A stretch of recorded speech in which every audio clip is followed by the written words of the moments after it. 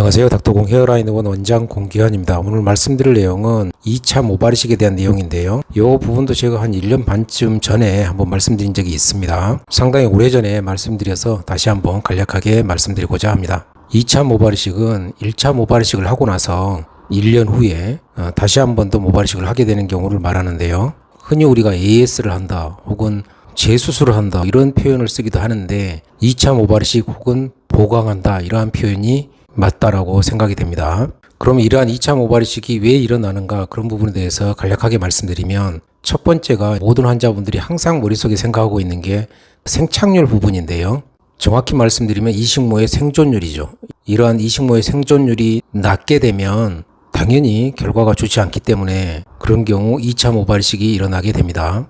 요즘 각종 SNS 예를 들면 인스타그램이라든지 유튜브 같은 데 보면 우리 병원의 생착률이 90 심지어 9%다 이렇게 이제 광고를 하시는 여러 병원들이 있는데요. 그때도 말씀드린 것처럼 생착률을 이식하고 나서 당장 다음날 보는 게 아니고 1년 있다가 최종적으로 보는 거기 때문에 예를 들어 2,000모를 심었다 이런 경우 1년 후에 생착률이 90%다 그런다면 1,800모가 있어야 되는데 이걸 사실 하나하나 세 가지고 1,800모가 있는지 없는지를 센다는 것 자체가 현실적으로 불가능하고 더더욱이 정수리 탈모와 같이 밀도 보강 모발 이식을 주로 하는 부위는 사실 이러한 생착률을 본다는 것 자체가 100% 불가능하다 이렇게 말씀드릴 수 있겠습니다. 따라서 일부 병원들이 자꾸 수치를 강조해서 그렇게 하고 있는 경우는 당연히 상업적인 마인드에서 환자들을 어찌 보면 좀 유인하려고 하는 그런 속내가 있는 게 아닌가 그렇게 생각이 되고요.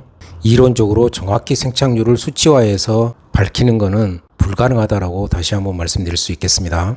요즘 보면 그 병원들도 그렇고 이제 일부 환자분들도 그렇습니다만은 생착률이 떨어지면 의사가 실력이 없어서 그런 거 아닌가 이런 식으로 보는 경향이 있고 금방 말씀드린 것처럼 일부 병원들도 그런 부분을 부각시켜서 마치 자기 병원은 엄청난 실력이 있는 것처럼 그런 식으로 광고를 하는 경우를 가끔은 볼 수가 있는데요.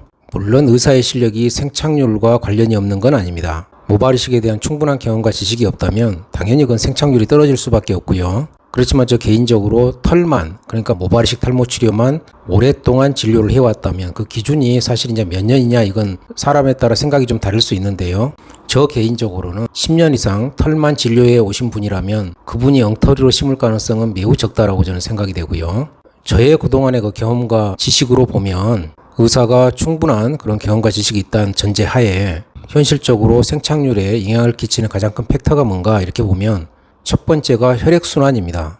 이식 부위의 혈액순환이 안 좋을 경우 그건 분명하게 생착률이 떨어진다 이거는 확실한 걸로 보입니다. 예를 들어 우리가 이식할 때 식목이라는 바늘로 심는데요. 피부가 가죽처럼 굉장히 질긴 분들이 있습니다. 그런 분들은 피부가 보들보들한 분에 비해서 혈액순환이 안 좋을 가능성이 더 높습니다. 따라서 그동안의 저의 경험으로만 봐도 피부가 보들보들한 분에 비해서 그렇게 질긴 분들은 생착률이 더 낮을 가능성이 있다. 이건 확실한 걸로 보이고요. 그 원인은 혈액순환과 관련이 있다라고 생각이 됩니다. 생착률에 영향을 미치는 두 번째 팩터는 이식모의 질 자체인데요. 털이라는 것 자체가 어디서 사오는 게 아니라 후두부에 있는 자기 모발을 채취하는 거기 때문에 그 후두부의 모발이 건강하고 두꺼운 경우 가늘고 약한 모발보다는 생착률이 올라가는 건 확실합니다. 이건 저의 경험과 지식으로도 분명하고 여러 논문에서도 잘 나와 있습니다. 그리고 우리가 상식적으로만 생각해 봐도 굵고 건강한 모발이 아무래도 가늘고 힘이 없는 모발보다는 생착이 더 잘 될 것이다 라고 상식적으로도 생각해 볼 수 있습니다. 그리고 2차 모발 이식이 일어나는 이제 두 번째 요소가 뭐냐 하면 기존 모가 탈모로 진행하는 경우인데요. 아까도 말씀드린 것처럼 이제 밀도 보강 모발 이식 대표적인 게 이제 정수리 모발 이식이죠. 그런 경우는 대부분 이제 밀도 보강 모발 이식인데 밀도 보강 모발 이식은 기존 모가 있긴 있는데 사이사이에 탈모가 있는 경우 그 탈모 있는 부위에다가 모발 이식을 하는 경우를 말합니다. 탈모 있는 부위에 모발 이식을 한 경우 그 모발이 생착이 되게 되면 그 모발 자체는 수명 자체가 어마어마하게 길다라고 제가 여러 번 말씀드렸고요. 최소 80세까지 간다라고 말씀드렸습니다. 문제는 기존 모인데요. 이식하지 않았던 기존 모발들이 계속 탈모로 진행하는 경우가 있습니다. 심지어 우리가 약을 먹고 탈모 치료를 해도 일부 환자는 탈모로 진행을 하고요. 심지어 약도 복용을 안 하시고 탈모 치료도 안 하고 이런 경우는 거의 100% 기존 모가 탈모로 진행하게 됩니다. 그러면 또 비어 보이기 때문에 당연히 이런 경우 2차 모발 이식을 할 수밖에 없습니다. 헤어라인 같은 경우도 탈모가 좀 진행이 돼서 가는 모발이 많이 있는 경우가 있는데요. 그런 헤어라인 모발이식 경우에도 역시 정수리 모발이식과 동일하게 기존모 관리가 중요하다라고 다시 한번 말씀드립니다. 그런 경우 관리를 하지 않게 되면 기존에 갖는 모발들이 탈모로 진행하게 돼서 또 비어 보이게 되고, 그런 경우 당연히 2차 모발이식이 일어나게 됩니다.